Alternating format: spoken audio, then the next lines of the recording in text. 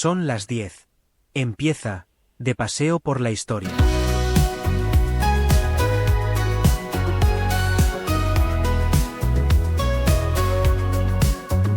Las páginas del tiempo se despliegan ante mí, historias de valientes y de amor sin fin, desde los antiguos reinos hasta la revolución. Camino por la vida con esta canción. Los héroes y villanos se mezclan al pasar, susurros en el viento de la eternidad. Biografías palpitan en mi corazón, narraciones de sueños y una gran visión. Fran González te invita a descubrir los ecos del pasado que no dejan de latir. Un viaje por la historia como un largo carrusel, donde cada momento es un mágico pincel. Románticos, poetas y guerreros sin igual, sus sombras me acompañan en cada paso al andar. Relatos de la tierra y también del mar, en este viaje solo falta comenzar. Los siglos dibujan en la arena su memoria, fotografías viejas salpicadas de gloria. Desde el viejo continente hasta el nuevo mundo, las voces resucitan lo profundo y lo profundo. Fran González te invita a descubrir los ecos del pasado que no dejan de latir. Un viaje por la historia como un largo carrusel, donde cada momento es un mágico pincel.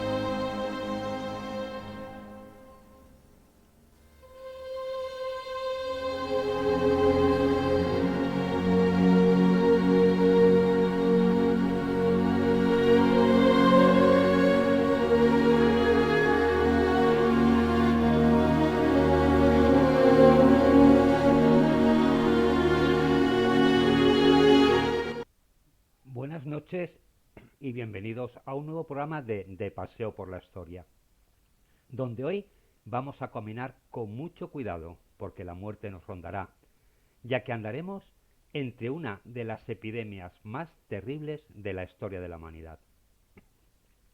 Por medio del ensayo y el error, las autoridades de distintas ciudades de la época llegaron a la conclusión de que la enfermedad tardaba no más de 39 días en aparecer y que los que lograban sobrevivir, si es que alguno lo hacía, no volvían a contagiarse nuevamente. De ahí el término que todos conocemos hoy como cuarentena, ya que 40 eran los días que pasaban viajeros y navegantes confinados a la llegada de las costas italianas. Los síntomas: fiebre alta, tos, sangrado por la nariz, sed aguda, manchas en la piel, gangrena y bubones negros en ingle, cuellos, axilas, brazos, piernas o detrás de las orejas, tardaban una media de 33 días en aparecer desde el contagio o incubación, pero una vez que aparecían, la muerte llegaba en 4 o 5 días como mucho. Algunos autores hablan de otro tipo de contagio sintomático que provocaba la muerte en 14 horas, pero esos términos, asintomático, incubación, claro, son términos que hoy día los entendemos, pero en aquella época eran muy difíciles de comprender. De modo que tapemos nuestras bocas y nariz, no con la máscara puntiaguda, esa que aparece en las películas y que surgió en el siglo XVII con nuevos brotes, y de la que hablaremos también en el programa de hoy. Pero hoy nuestro viaje lo empezaremos en 1347. Así que ahora sí, comenzamos.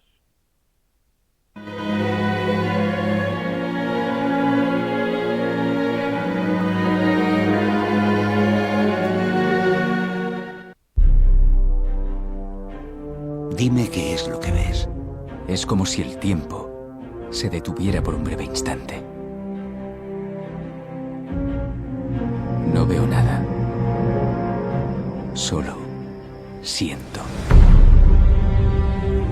En la Inglaterra del siglo XI. ¿Nunca te has preguntado cómo somos por dentro?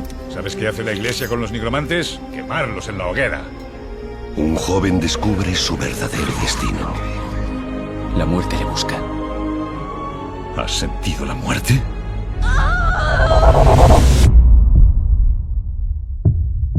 Sí. Quiero aprender del médico más grande que ha existido nunca. ¿Qué es esto? El mundo.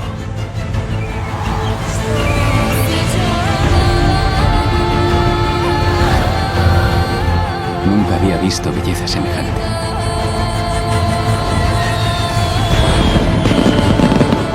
Allí enseña al médico más grande que haya existido nunca. Ibn Sina. Mi futura esposa, permitidme que os la presente.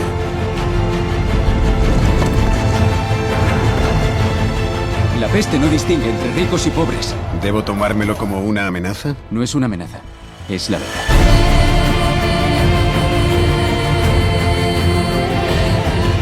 La gente se muere y no podemos hacer nada. Pelearemos por todas las vidas.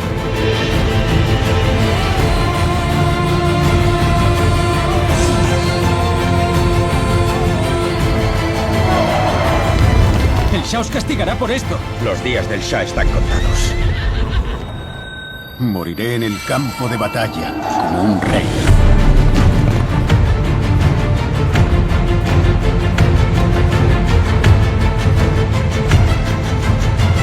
¿Cómo puedo hacerlo? Siendo un gran médico.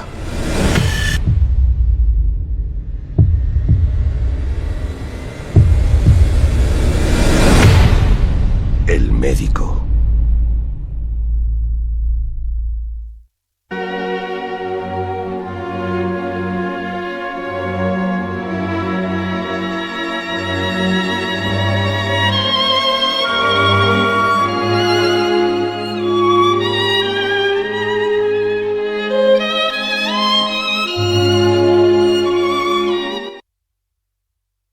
Lo que acabamos de escuchar es un tráiler de la película El médico, basada en la obra de Noah Gordon, y en ella aparece nuestra protagonista de hoy, la peste negra, aunque situada en una época en la que realmente aún no existía esta enfermedad. Porque fue a mediados del siglo XIV, entre 1346 y 1353, cuando estalló la mayor epidemia de peste de la historia. Desde entonces, la peste negra, o peste bubónica, como también la llaman algunos, se convirtió en una inseparable compañera de viaje de la población europea hasta su último brote a principios del siglo XVIII. Sin embargo, el mal jamás volvería a manifestarse con la virulencia de aquellos años, cuando impregnó la conciencia y la conducta de las gentes, lo que no es de extrañar, ya que a esta se sumaba a las otras que azotaban constantemente a la población, como la disentería, la gripe, el sarampión y la temida lepra. Pero la peste acabó convirtiéndose en la peor de todas. Según algunos investigadores, si bien al principio se apuntaba hacia China, curiosamente, lo mismo que siglos más tarde en nuestra época ocurriría con el COVID. China, la culpable. Pero finalmente no fue así. Los estudiosos la situaron en la actual Kirguistán, y ahí fue el origen, según ellos, de la bacteria Yersina pestis, que llegó a Europa, Oriente Medio y norte de África a través de barcos mercantes, que procedían del Mar Negro. Estos estudios se basan en excavaciones realizadas a finales del siglo XIX en un cementerio cercano al lago Issyk-Kul, donde además encontraron inscripciones sobre una terrible enfermedad. En análisis de las piezas dentales de los allí enterrados, detectaron bacterias de la peste y situaron a las personas fallecidas en torno a 1338. Se supone, aunque a los no científicos nos cueste entender, que entre estos restos podría estar el que ahora se ha llamado el paciente cero, el primero que tuvo la enfermedad. La peste tuvo un impacto terrible. Por un lado, era un huésped inesperado, desconocido y fatal, del que se ignoraba tanto su origen como su terapia. Por otro lado, afectaba a todos, sin distinguir entre pobres y ricos. Quizá, por esto último, porque afectaba tanto a mendigos como a reyes, tuvo tanto eco en las fuentes escritas de la época, en las que encontramos descripciones tan exageradas como apocalípticas. Si solo hubiera afectado a los pobres, no os quepa duda de que ni siquiera posiblemente se le dedicarían tantos libros y tantos documentos y tantos estudios a la peste como se le dedicaron a lo largo del tiempo. Pero bueno, afectaba a todo el mundo. Sobre el origen de las enfermedades contagiosas circulaban en la Edad Media explicaciones muy diversas. Algunas, heredadas de la medicina clásica griega, atribuían el mal a las miasmas, es decir, a la corrupción del aire provocada por la emanación de materia orgánica en descomposición, la cual se transmitía al cuerpo humano a través de la respiración o por contacto con la piel. Hubo quienes imaginaron que la peste podía tener un origen astrológico, perdón, ya fuese la conjunción de determinados planetas, los eclipses o bien el paso de cometas. Otros apuntan a la geología, como producto de erupciones volcánicas y movimientos sísmicos que lideraban gases y efluvios tóxicos. En aquellos años aún no estaba de moda las teorías conspiranoicas, aunque por supuesto no faltó quien lo achacara a la cólera divina por los pecados de la humanidad. Como podemos ver, había opiniones para todos los gustos, y de opiniones nosotros, con lo que nos tocó vivir hace 5 años, sabemos mucho. Únicamente en el siglo XIX se superó la idea de un origen sobrenatural de la peste. El temor a un posible contagio a escala planetaria de la epidemia, que entonces se había extendido por amplias regiones de Asia, dio un fuerte impulso a la investigación científica, y fue así como los bacteriólogos Kitasato y Yersin, de forma independiente pero casi al unísono, descubrieron que el origen de la peste era la bacteria que hemos mencionado antes, la Yersina pestis, que afectaba a las ratas negras y a otros roedores, y se transmitía a través de los parásitos que vivían en esos animales, en especial las pulgas, unas pulgas que se llamaban Chenopsila cheopis, las cuales inoculaban el bacilo a los humanos con su picadura. Hemos mencionado que la peste se alargó en el tiempo, aunque no con tanta virulencia, y de hecho la idea de que más predominaba era el castigo divino. Nunca en la historia se han construido tantas iglesias como se construyeron en la época de la peste. Una manera de pedir perdón a Dios por los pecados y a ver si acababa con la plaga. Pero volvamos a estas pulgas. Se trataba pues de una zoonosis, es decir, de una enfermedad que pasa de los animales a los seres humanos. El contagio era fácil, porque ratas y humanos estaban presentes en graneros, molinos, casas, en los lugares donde se almacenaba o se transformaba el grano del que se alimentan estos roedores. Pero también circulaban por los caminos, compartían las mismas calles y se trasladaban sobre todo con los mismos medios: carretas y barcos. La bacteria causante rondaba los hogares durante un periodo de entre 16 y 23 días antes de que se manifestaran los primeros síntomas de la enfermedad.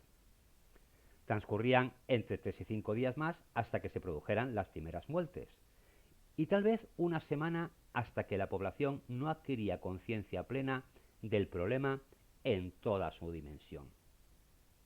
La enfermedad se manifestaba en las ingles, axilas o cuello, con la inflamación de alguno de los nódulos del sistema linfático, acompañada de supuraciones y fiebres altas que provocaban en los enfermos escalofríos, rampas y delirios.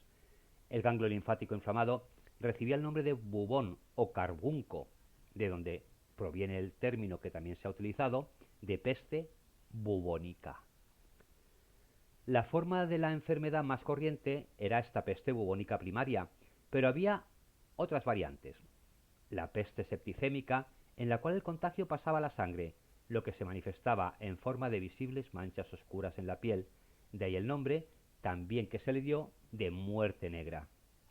Y la peste neumónica, que afectaba el aparato respiratorio y provocaba una tos expectorante que podía dar lugar al contagio a través del aire.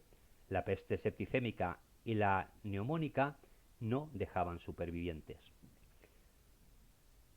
Habían otras, como la de los bubones, que se trataban también a veces con aleaciones de metales, con mercurio y algunas otras cosas.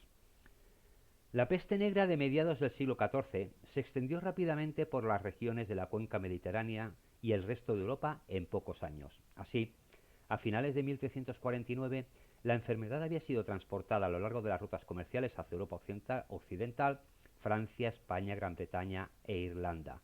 Todos fueron testigos de sus terribles efectos. La peste se extendió como pólvora y hubo brotes en Alemania, Escandinavia, los países bálticos y Rusia entre 1350 y 1352. El punto de partida hacia el mundo se situó en la ciudad comercial de Kaffa, actual Feodosia, en la península de Crimea, a orillas del Mar Negro. En 1346, Kaffa estaba asediada por el ejército mongol, en cuyas filas se manifestó la enfermedad. Se dijeron que fueron los mongoles quienes expendieron el contagio a los sitios, arrojando sus muertos mediante catapulta al interior de los muros, aunque es más probable que la bacteria penetrara a través de ratas infectadas con las pulgas apuestas. No obstante, de ser cierto lo que los mongoles, nos encontraríamos ante la primer arma biológica de la historia. No solo está el relato de estos mongoles, hay algunos relatos de batallas menores de aquella época donde, como las ciudades estaban amuralladas, se cuenta que cogían enfermos de pestes, los ponían en una catapulta y los lanzaban al interior de la ciudad. Una guerra biológica en toda regla, y no fue la única, han habido muchas más a lo largo de la historia. Por ejemplo, los colonos americanos regalaban mantas a los indígenas de enfermos de tuberculosis. La guerra biológica lleva muchos años entre nosotros, aunque no lo creamos. Algún día hablaremos de estas guerras biológicas. En todo caso, cuando tuvieron conocimiento de la epidemia, los mercaderes genoveses que mantenían allí una colonia comercial huyeron despavoridos, llevando consigo los bacilos hacia los puntos de destino en Italia, donde se difundió por el resto del continente.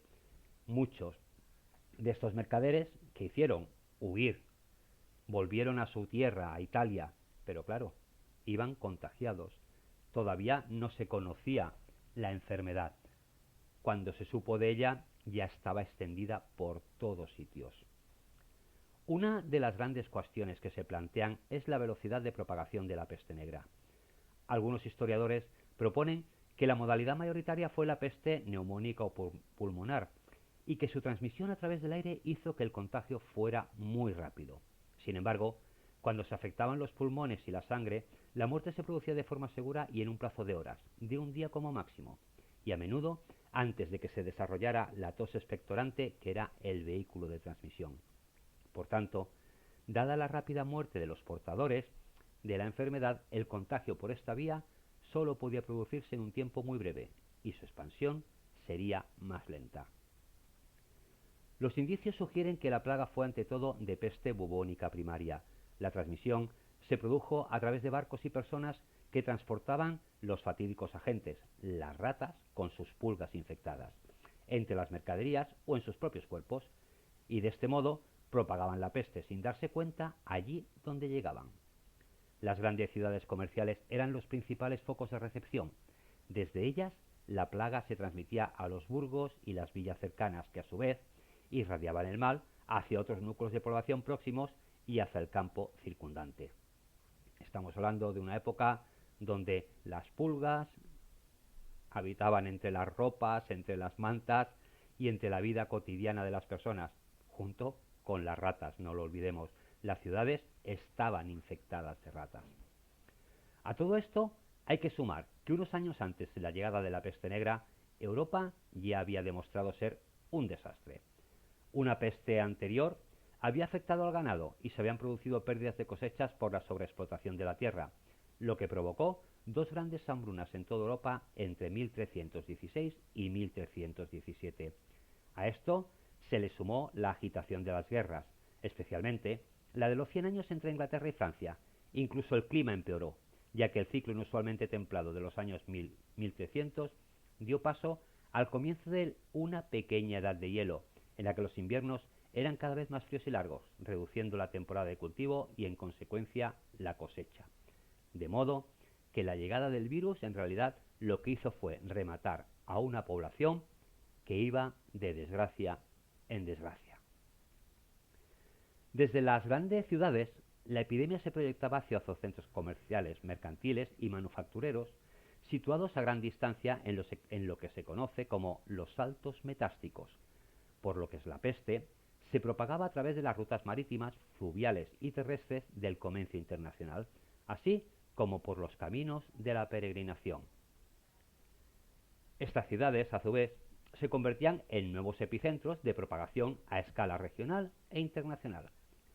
La propagación por vía marítima podía alcanzar unos 40 kilómetros diarios, mientras que por vía terrestre oscilaba entre 0,5 y 2 kilómetros, con tendencia a aminorar la marcha en estaciones más frías o latitudes con temperaturas e índices de humedad más bajo. También os suena esto, ¿verdad?, de que el frío puede acabar con la epidemia. También de esto conocemos. Ello explica que muy pocas regiones se librarán de la plaga, tal vez solo en Europa, Islandia y Finlandia. A pesar de que muchos contemporáneos subían al campo cuando se detectaba la peste en las ciudades, lo mejor, se decía, era huir pronto y volver tarde. En cierto modo las ciudades eran más seguras, dado que el contagio era más lento, porque las pulgas tenían más víctimas a las que atacar. En efecto, se ha constatado que la progresión de las enfermedades infecciosas es más lenta cuanto mayor es la densidad de población, y que la fuga contribuía a propagar el mal sin apenas dejar zonas a salvo, y el campo, por supuesto, tampoco escapó de las garras de la epidemia. Los médicos medievales no tenían ni idea de organismos tan microscópicos como las bacterias, por los que se veían impotentes en cuanto al tratamiento, y donde mejor podían ayudar a la gente en la prevención se veía obstaculizado por el nivel de saneamiento, que era espantoso en comparación con los estándares modernos. Claro, no había alcantarillado, y no solo eso, sino que la higiene personal era prácticamente inexistente. En las clases bajas, sobre todo. Ya sabéis que en aquella época, pues 2 baños al año, uno Jueves Santo y otro el día de Navidad. Y algunas el día de su boda, pero también hay que decir que las menos. Otra estrategia útil habría sido poner zonas en cuarentena, pero como la gente huía presa del pánico cada vez que se producía un caso de peste, llevaba consigo la enfermedad sin saberlo y la propagaba aún más. En cuanto al número de muertes causadas por la peste negra, los estudios recientes arrojan cifras espeluznantes. El índice de mortalidad pudo alcanzar el 60% en el conjunto de Europa, ya como consecuencia directa de la infección, ya fuera también por los efectos indirectos de la desorganización social provocada por la enfermedad, desde las muertes por hambre hasta el fallecimiento de niños y ancianos por abandono o falta de cuidados.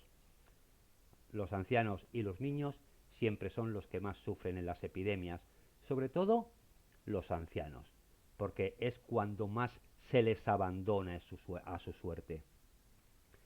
La península ibérica, por ejemplo, pudo haber pasado de 6 millones de habitantes a 2 o 2,5, con lo que habría perecido entre el 60 y el 65% de la población. Sí, en aquellos años la península ibérica tenía 6 millones de habitantes.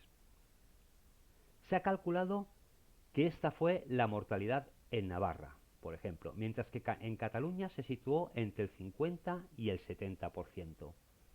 Más allá de los Pirineos, los datos abundan en la idea de una catástrofe demográfica. En Perpiñán fallecieron del 58 al 68% de notarios y jurispéritos. Tasas parecidas afectaron al clero de Inglaterra. los porcentajes se calculaban un poquito entre las clases altas, ¿vale? No había censo alguno de lo que eran las clases bajas, por lo tanto, pudo ser mayor o pudo ser menor este dato. Es algo que se desconoce totalmente.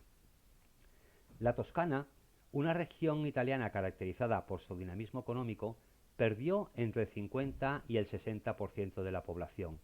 Siena y San Gimignano alrededor del 60%, Prato y Bolonia algo menos, sobre el 45%. Y Florencia vio como sus 92.000 habitantes quedaban en poco más de 37.000. En términos absolutos, los 80 millones de personas que habitaban Europa en aquella época quedaron reducidos a menos de 30 millones entre 1347 y 1353. Había tantas víctimas de la peste y tantos cadáveres que las autoridades no sabían qué hacer con ellos, y las carretas apiladas con cadáveres se convirtieron en una visión común en toda Europa. Parecía que el único curso de acción era permanecer en el lugar e invitar a la gente a rezar.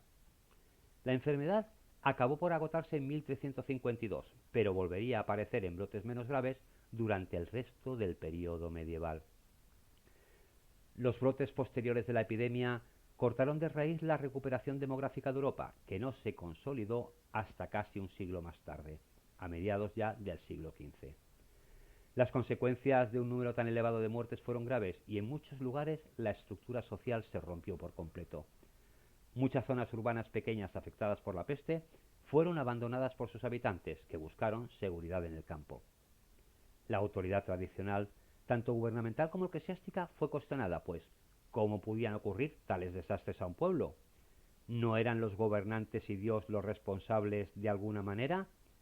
¿De dónde venía este desastre y por qué era tan indiscriminado? Al mismo tiempo, aumentó la religiosidad personal y florecieron las organizaciones benéficas. La sociedad se dividió en dos, entre los que culpaban a Dios y le recriminaban que cómo podía haber enviado esa plaga, y los que le rezaban continuamente para que acabara con ella.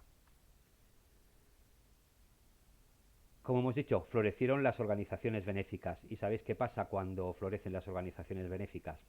No hace falta que lo cuente, ¿verdad? Que algunas realmente son para el beneficio de los demás y que otras son para el beneficio propio. En la Edad Media, igual que ahora.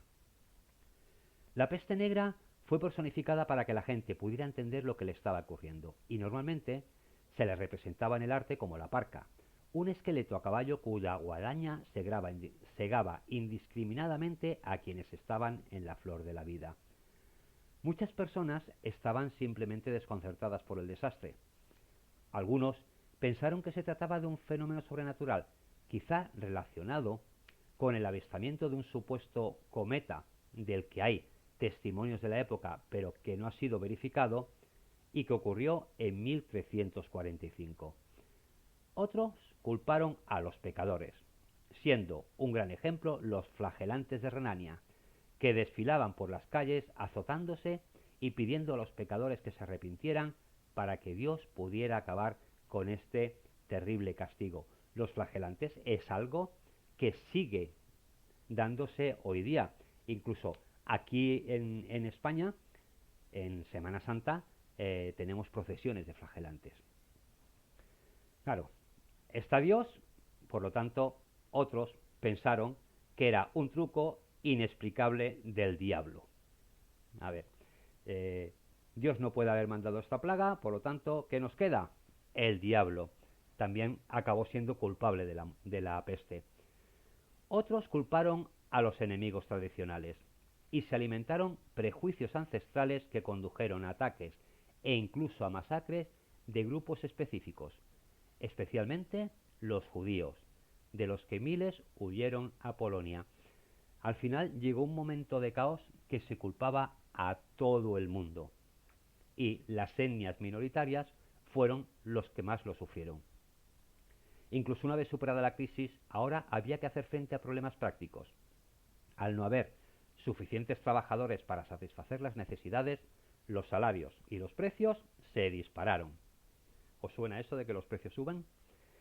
El hecho de necesitar la agricultura para alimentar a la población supondría un grave problema, al igual que la enorme caída de la demanda de productos manufacturados, pues había simplemente mucha menos gente para comprarlos.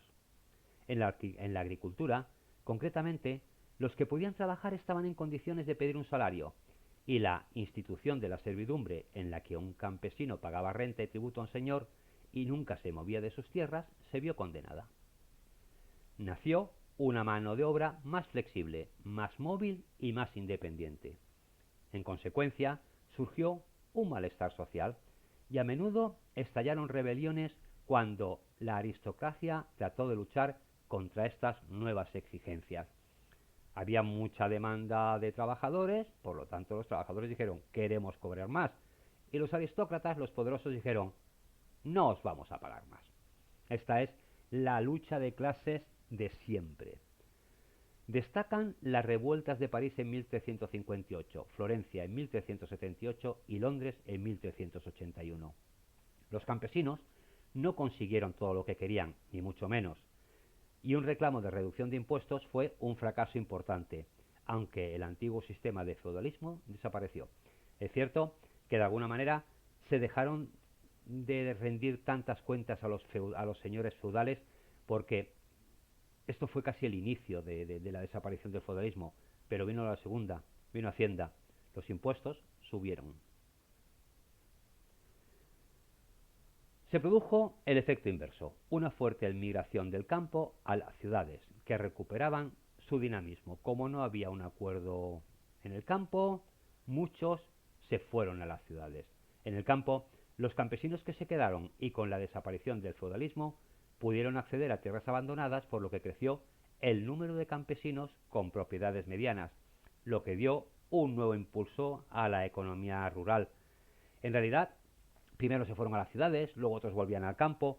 Fue una época de mucho flujo migratorio de urbes a zonas rurales. Así, algunos autores sostienen que la mortandad provocada por la peste pudo haber acelerado el arranque del Renacimiento y el inicio de la modernización de Europa.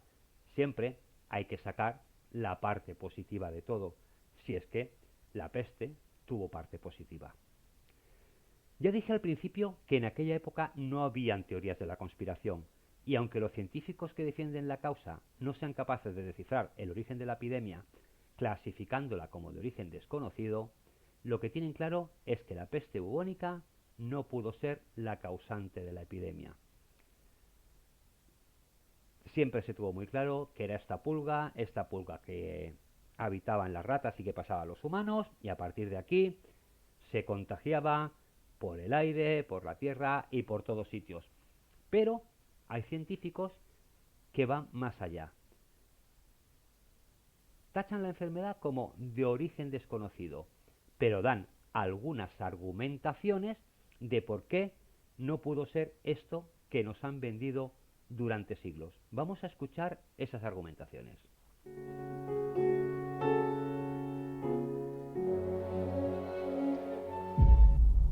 La peste bubónica de Asia y otras posteriores se desplazan a unos 20 kilómetros por año, cuando la peste negra lo hizo entre 2 y 8 kilómetros por día. Las fuentes literarias y archivísticas no mencionan o lo hacen pocas veces el hecho de aparecer ratas muertas en los lugares afectados por la peste. Además, la especie o subespecie de rata que transmite la enfermedad era poco abundante, sobre todo en ciertas regiones como Bretaña o Dinamarca. La peste bubónica es una enfermedad casi tropical que requiere de unas temperaturas no inferiores a los 20 grados Celsius durante varios meses consecutivos para desarrollarse, por lo que no hubiese podido hacerlo en los inviernos europeos, especialmente teniendo en cuenta que a mediados del siglo XIV se atravesaba una de las etapas más frías de la pequeña edad del hielo. Sin embargo, la enfermedad sí se propagó en invierno e incluso afectó a Rusia y el norte de la península escandinava. La peste bubónica tiene un índice de contagio del 1% y la peste negra lo tuvo como mínimo de un 10%, cuando no de un 78%. La peste bubónica no es contagiosa de los enfermos a los sanos, así ninguna de las 400 personas que mantuvieron contacto con los afectados en la epidemia de 1896 la contrajo. En cambio, los testimonios medievales informan que la peste negra era muy contagiosa. Solo un síntoma, el bubón, es lo que tienen en común ambas enfermedades. Pero según escribió Giovanni Boccaccio en el prólogo del Decamerón, la peste negra desarrollaba varios bubones y pústulas, cuando la enfermedad asiática solo producía uno y a veces dos, en un porcentaje no superior al 5% de los casos mortales. Además, dichos bubones aparecieron en la ingle en un 60 o 70% de los casos, cuando la plaga europea los producía también en piernas, brazos y tras las orejas.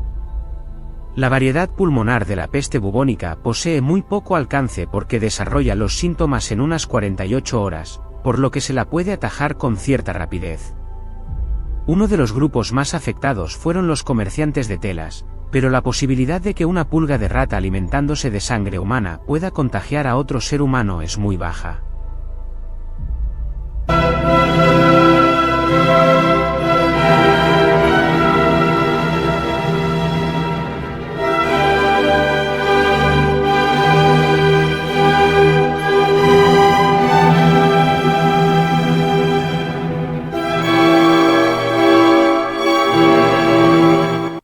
Pues ya lo hemos visto, no todos los científicos están de acuerdo en cuál pudo ser el origen de esta peste negra, con lo cual todavía nos alarma más, porque hay científicos hoy día que achacan esta enfermedad a algo desconocido y argumentan pues el desplazamiento de otras pestes bubónicas, que requiere, por ejemplo, nos hablan de que es una enfermedad casi tropical, y que sí es cierto, que nos encontrábamos en una pequeña edad de hielo, temperaturas muy frías, y que la enfermedad llegó incluso a Escandinavia.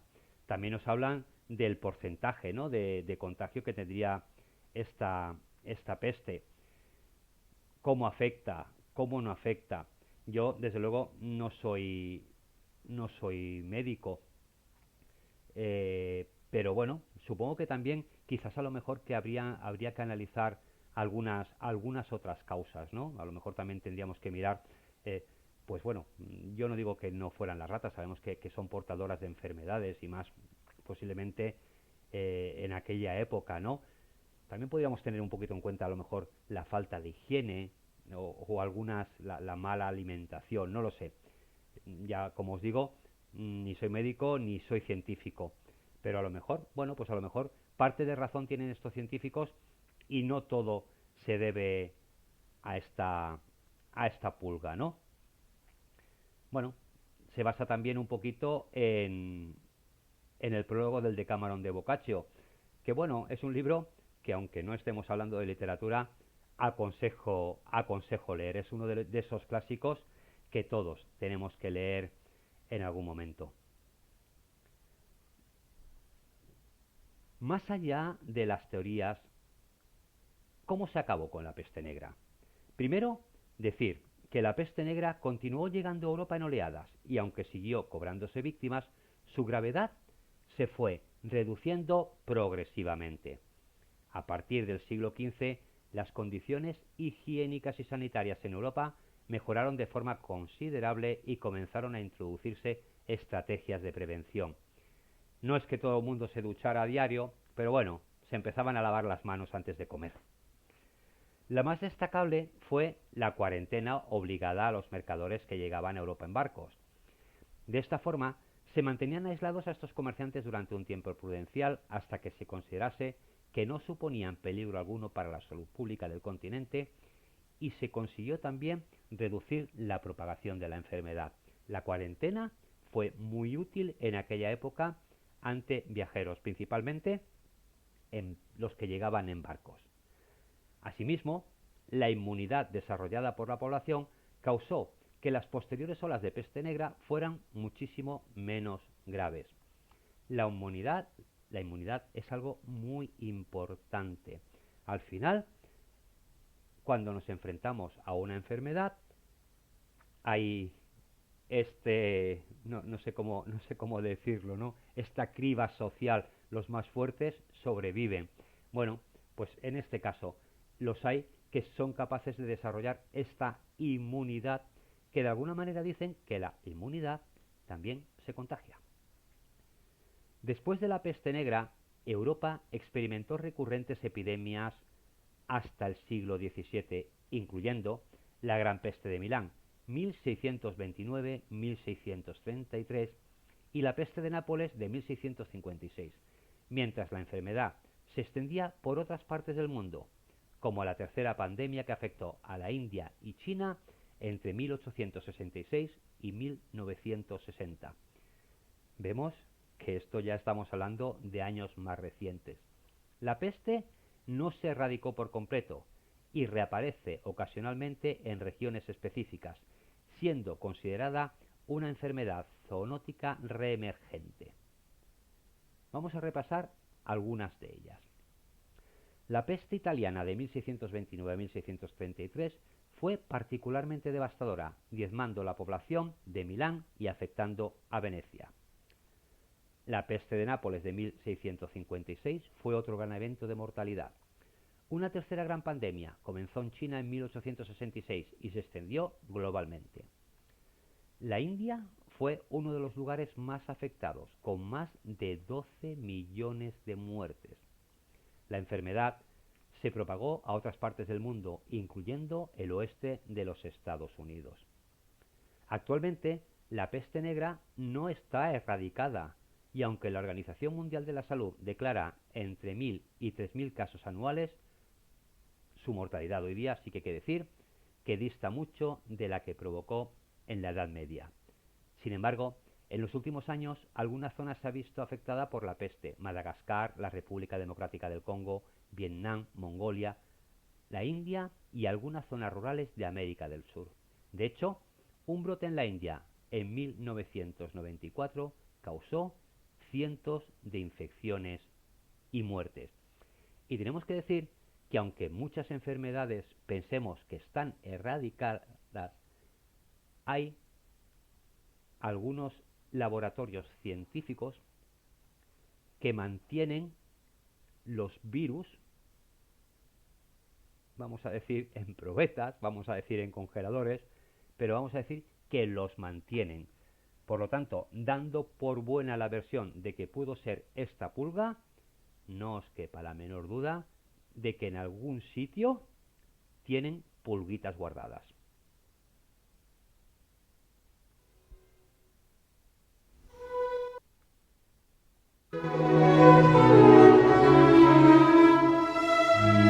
¿Sabías que los médicos de la peste no siempre fueron médicos? En la época de la peste negra surgió la figura del famoso médico de la peste, pero muchas veces no eran médicos de verdad. Su trabajo consistía más bien en contar los muertos de la ciudad o en acompañar a los enfermos en sus últimos días. De hecho, eran contratados por las ciudades y cobraban más que un médico normal. Además, mucha gente les tenía miedo. Incluso hay constancia de que algunos de estos médicos eran corruptos y trataban de sacar la mayor cantidad de dinero posible a los enfermos y moribundos. Por cierto, el pico de los típicos trajes de médico de la peste se rellenaba con hierbas aromáticas porque se creía que la peste se transmitía por los malos olores. Ahora ya lo sabes.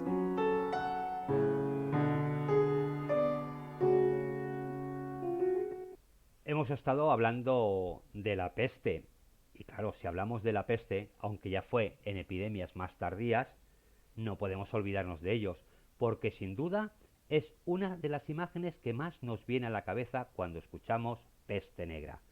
Esos hombres vestidos de negro, con esas extrañas máscaras de nariz puntiaguda que a muchos le producen hasta escalofríos. Surgieron en el rebrote de peste del siglo XVII y eran llamados los médicos de la peste, aunque como hemos oído en el audio, la mayoría ni siquiera lo eran. Algunos incluso registraban los testamentos de los moribundos. Eso sí, iban tapados de pies a cabeza con una larga túnica y llevaban una máscara picuda. ¿Por qué muchos de ellos no eran médicos? Porque los médicos, generalmente, trataban a los ricos. Y a los pobres, pues los trataba cualquiera que se pudiera hacer pasar por médico y que les sacaría, pues, los pocos dineritos que los pobres tuvieran. La imagen de estos médicos de la peste, ya lo he dicho, a muchos les produce escalofríos y el resto, cuanto menos, la consideramos siniestra. Esta indumentaria se atribuye a Charles Delorme, que fue médico personal de muchos miembros de la realeza europea del siglo XVII, como el rey Luis XIII de Francia y Gastón de Orleans, hijo de la reina María de Médicis. Lorme describe un atuendo que incluye un abrigo revestido de ceras aromáticas, unos calzones dentro de unas botas, una camisa metida dentro del pantalón y sombrero y guantes de piel que tienen que ser de piel de cabra. Los médicos también llevaban una vara para no tocar a las víctimas con las manos. El sombrero incluía anteojos y una máscara con una nariz de 15 centímetros en forma de pico, según Delorme, llena de perfume y con 2 agujeros, uno a cada uno de las fosas nasales, suficientes para respirar y transportar en el aire que se respira la impresión de las hierbas colocadas en la punta del pico. El objetivo de este singular atuendo era proteger al médico de los miasmas que causaban la enfermedad, que en la época se pensaba que se propagaban por el aire envenenado y que podían causar desequilibrio en los humores o fluidos de las personas. Para evitar estos miasmas, los facultativos de la época llenaban estas máscaras con ciaca, una elaboración de más de 55 hierbas, polvo de víbera, canela, mirra y miel. Delorme afirmaba que la forma picuda de la máscara daría al aire el tiempo suficiente para impregnarse de esta solución protectora antes de llegar a las fosas nasales del médico, que así no respiraría aire contaminado. Yo solo quiero pensar lo que debía pesar esa nariz puntiaguda con tantas cosas que llevaban dentro. Pero en realidad, estos trajes y máscaras no eran efectivos para proteger, aunque sí contribuían a que estos médicos de la peste fueran reconocidos a simple vista por todos, y sus métodos, hay que decir, tampoco salvaban muchas vidas. Pero la imagen de estos personajes ha pasado a la historia y su aspecto ha sido tan emblemático que, por ejemplo, en Italia, el médico de la peste se convirtió en un personaje fundamental en la comedia del arte, en las festividades de carnaval, y aún es, a día de hoy, un disfraz muy popular. ¿De qué servían estos médicos? De aviso. Si los veías entrar en algún sitio, cuidado, ¿vale? Porque allí había un enfermo de peste. Pues hoy hemos caminado entre epidemias, entre muerte, y como hemos podido ver, a pesar de todos los que nos han contado de las ratas, de las pulgas, de la transmisión por aire, por agua y por todos sitios, la ciencia sigue sin tener ni idea de por qué se produjo esa epidemia. Igual que por mucho que nos insistan en el chino que se comió el murciélago o el armadillo o lo que se comiera, siguen sin tener ni idea, o sí, y no nos lo dicen, de cómo se produjo el COVID y de cómo se podrán prevenir epidemias que vendrán en el futuro. Sabéis que aparte de la historia, me apasiona la conspiración. Y no nos engañemos. La peste fue una, el COVID fue otra, pero hubieron muchos más en medio y tendremos muchas más en el futuro. Y ya, para acabar con nuestro programa de hoy, que lo vamos a hacer como siempre, con una pista musical, y como de pandemia hablamos, algo sabemos sobre eso, la hemos vivido hace muy poquito, lo haremos con la canción insignia de la que nos tocó vivir hace 5 años y que al final se tradujo a muchos idiomas y acabó convirtiéndose casi en el himno mundial en la época del COVID. Así que gracias por haberme acompañado. Nos encontramos la semana que viene con otro personaje o con otro hecho o con otra parte de nuestra historia, de la historia de la humanidad. No os vayáis, que luego continuaremos, ya lo sabéis que los martes continuamos con esta música relajante y hoy lo vamos a hacer con el canto de los serafines, pero antes de eso, ahora sí, os dejo con el dúo dinámico y Resistiré.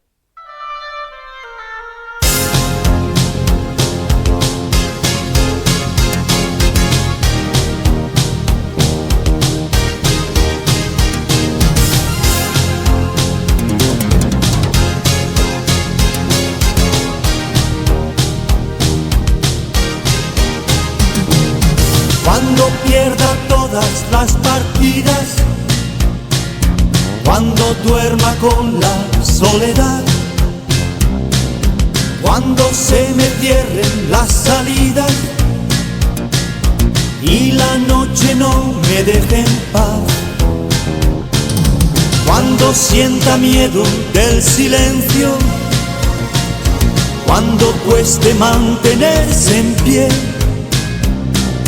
cuando se revelen los recuerdos y me pongan contra la pared, resistiré erguido frente a todo, me volveré de hierro para endurecer la piel, y aunque los vientos de la vida soplen fuerte, soy como el junco que se dobla, pero siempre sigue en pie. Resistiré para seguir viviendo, soportaré los golpes y jamás me rendiré. Y aunque los sueños se me rompan en pedazos, resistiré, resistiré.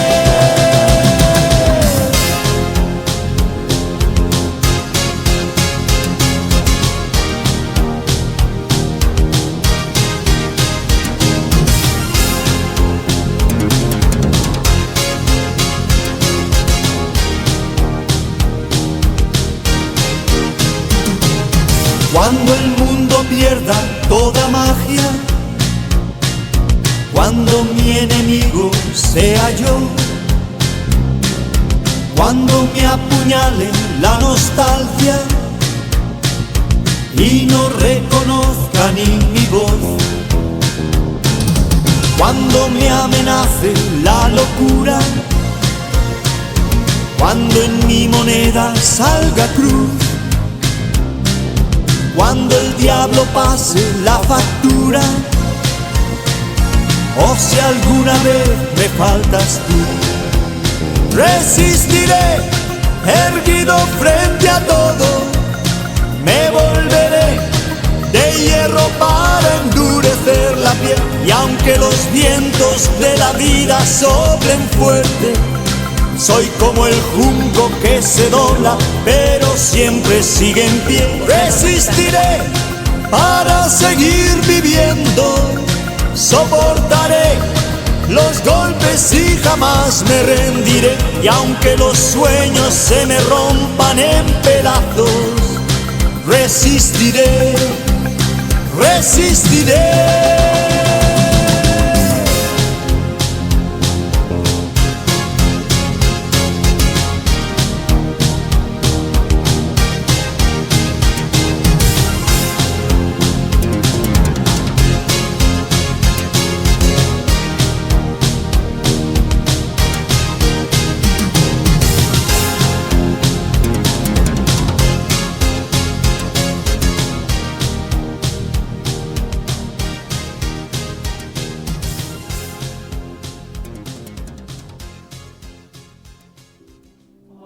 Fran González te invita a pasear junto a los personajes más famosos de la historia por los caminos del pasado. De paseo por la historia, todos los martes a las 22 horas.